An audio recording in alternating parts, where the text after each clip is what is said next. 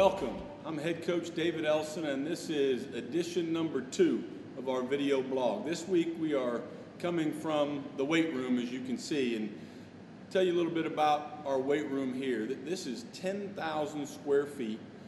When we moved into this facility, our strength coach Jim Now was able to order everything in this facility brand new.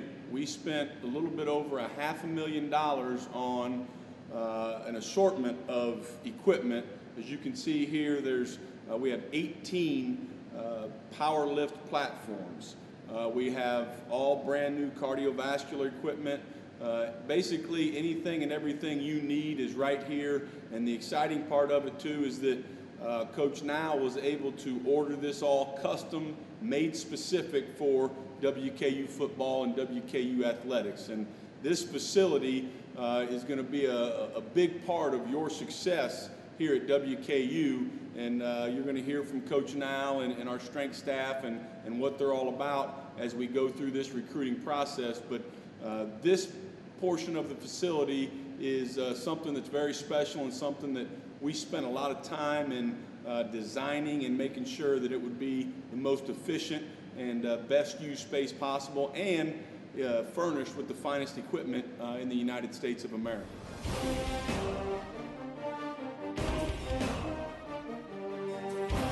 This past week we lost a tough 4-quarter battle to Troy. Once again, a Sun Belt Conference opponent that went down to the 4th quarter. Our guys played their hearts out and came up short, but there were definitely some positives from this game, and our award winners from this past week are these guys as follows. Scout Special Teams Player of the Week was freshman defensive back Corey Shields from the Atlanta, Georgia area. Our Scout Defensive Player of the Week was Kenny Martin, defensive lineman from Ocoee, Florida. And our Scout Offensive Player of the Week was redshirt freshman wide receiver Andre Autry from North Hardin, Kentucky. Our Special Teams Player of the Week for the game was our long snapper Josh Stenson from right here in Bowling Green, Kentucky. Our Offensive Player of the Week was 5th-year senior offensive lineman Greg Ryan. Greg graded out at 91% and played really a complete game. Our Defensive Player of the Week was sophomore defensive lineman Kyle Anderson. Kyle had 23 production points and played what we thought was one of his best games of his career here. Our ROTC Leadership Award winner was Jake Gabriel. Our value for this week was toughness, and Jake has really battled through some injuries and some pain and has really performed well consistently throughout the year, but we really thought he stepped up last week during practice and during the game and showed a ton of toughness during that Troy game. And then our Sledge Award winner was Greg Ryan, offensive lineman, as I said, 5th-year senior. Greg really just played his heart out, played a complete game, moved from guard to center halfway through the game and graded out as high as any offensive lineman. And Greg is a guy that brings it every day in practice and especially brought it down there against Troy for all 4 quarters.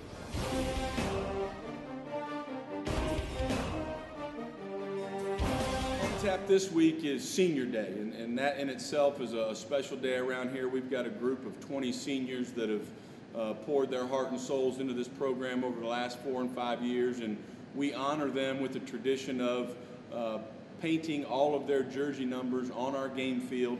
That's part of our ceremony for Senior Day. We have them and their families out there on the field pregame and announce each one of them and tribute to them and all the hard work that they've put into our program and to getting their degree here at Western Kentucky University. On game day this week, we have a special opponent and rival in Middle Tennessee State University. This goes back a long way before any of us were here, back in the days of the Ohio Valley Conference and in all our other sports currently in the Sun Belt Conference, with the geography of the two schools being just an hour and a half apart.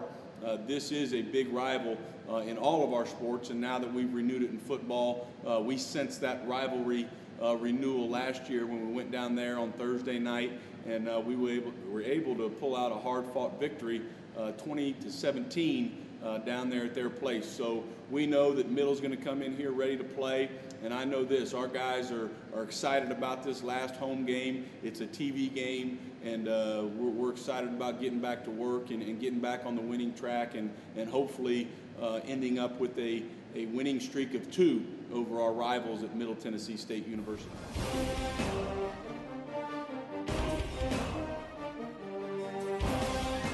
This is Coach David Elson signing off of video blog number 2, and we're looking forward to seeing you next week. We're going to leave it a surprise on what part of the facility we're going to come from next week, but we hope to see you then.